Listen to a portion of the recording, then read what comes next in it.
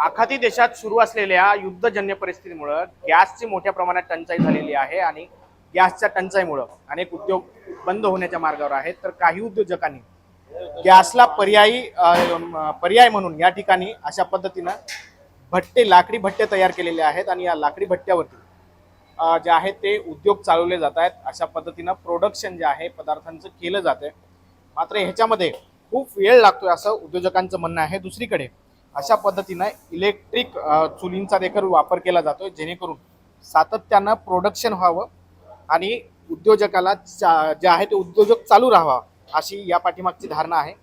आपण बघत असाल की या ठिकाणी हे प्रोडक्शन सुरू आहे। दुसरीकडे या ठिकाणी आपण बघत असाल की या ठिकाणी स्वीट्सचं काम चालू आहे। या ठिकाणी देखील इलेक्ट्रिक चुलीवरती हे सगळं काही काम सुरू आहे आणि अशा पद्धतीनं हे काम केलं जाते। आपल्यासोबत उद्योजक आहेत। भाऊ, कशा पद्धतीनं सध्या हा उद्योग चालवला जातोय? खरं तर गॅसची मोठी टंचाई निर्माण झाली, खूप मोठी टंचाई झाली आहे। करोनानंतर हा काळ एक आणखी हॉटेलसाठी खूप मोठं संकट आलं आहे आज। त्यातून आम्हाला किती लवकर सरकार बाहेर काढू शकते ते आम्ही त्यांच्या पाठीमागे पडलो आहोत आणि असंच राहिलं तर आम्हाला कारखाने उद्योग बंद करावे लागतील। जे काम गॅसमध्ये होऊ शकतो एवढी टीम घेऊन चालायचं आहे, तर आम्हाला गॅस पाहिजे, नाही तर प्रोडक्शन आमचं होत नाही जेवढं पाहिजे तेवढं।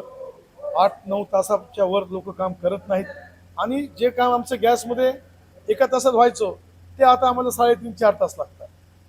त्यामुळं खूप मोठं प्रॉब्लेम झालं आहे। मेनू शॉर्ट करून आम्ही प्रयत्नशील आहोत की आमचे जे आयटम लवकर तयार होऊ शकतात तेच मार्केटमध्ये देऊया। आतापर्यंत ज्या पद्धतीनं तीन तुमच्याकडे उद्योग होते, जसं बेकरीचा उद्योग होता, हॉटेलचा व्यवसाय होता, इकडे नमकीनचा व्यवसाय, स्वीटचा व्यवसाय, त्याच्यामधले किती उद्योग आता चालू ठेवावे लागतात? बाकीचे काय बंद झाले? मोती बेकरी आम्ही बंद केली आहे सध्या आणि हॉटेल आपली चूल म्हणून माझ्यापासून होतं ते हॉटेल आज बंद झालं आहे। गॅसमुळे आम्ही काहीच करू शकत नाहीत आणि वर्कर्स गॅसची सवय असल्यामुळं ते खूप दिवस काही चुलीवर काम करणार नाही। टेम्परेचर वाढतं, टेम्परेचर आहे, आपल्याकडे गरमी खूप आहे, आमच्याकडं बाहेर प्रांताचे लोक आहेत कामाला, तिथलं ॲटमॉस्फिअर त्यांना ह्या लाकडामध्ये सूट होत नाही आहे, मग ते निघून जात आहे। गॅस आणि लाकडी भट्ट्यावर जे प्रोडक्शन होतं त्याच्यामध्ये काही तफावत निर्माण झाली आहे? खूप 50%पेक्षा जास्त प्रोडक्शन कमी निघतंय आणि लोक तर तेवढेच लागणार आहेत, तेवढ्या वेळेतच आमचं माल खूप कमी निघतंय। जसं गॅस भट्ट्यावर आलेत, गॅसवरनं तुम्ही भट्ट्यावर आलेत, त्याच्यामुळं जे खर्च होता, जे प्रोडक्शन बनवण्यासाठी खर्च, त्याच्यामध्ये काही फरक झाला? ऑटोमॅटिक खर्च वाढलाय ना, प्रोडक्शन कमी आहे, लेबर पेमेंट तेवढंच आहे, बाकी सगळं वाढलंय काम, सगळे वस्तू तेलपासून सगळं वाढलंय, पण आम्ही काही आणखी दर वाढलेले नाहीत।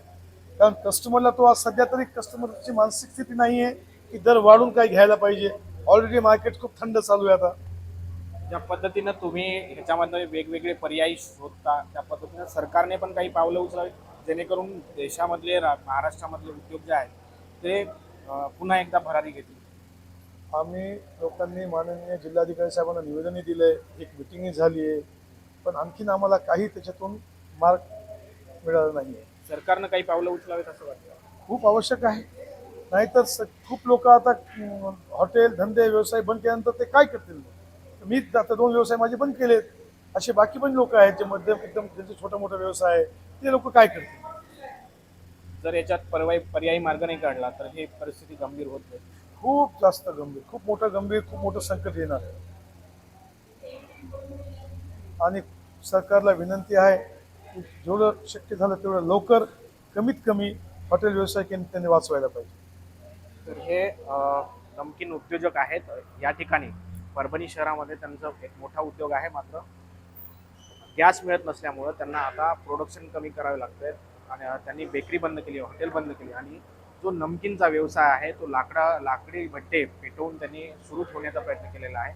सरकारनं त्वरित यावरती पावले उचलून काहीतरी पर्याय शोधावा अशी त्यांची मागणी आहे, अशी सरकारला त्यांनी विनंती केलेली आहे। आता यावरती सरकार काय निर्णय घेतं, सरकार याच्यावर काहीतरी तोडगा काढतं का, जेणेकरून येणाऱ्या काळामध्ये उद्योजकांना चालना मिळेल, हे पाहणं गरजेचं आहे। कॅमेरा पर्सन सुदर्शन पाटील सह ज्ञानेश्वर रुंडाळ, TV9 मराठी, परभणी।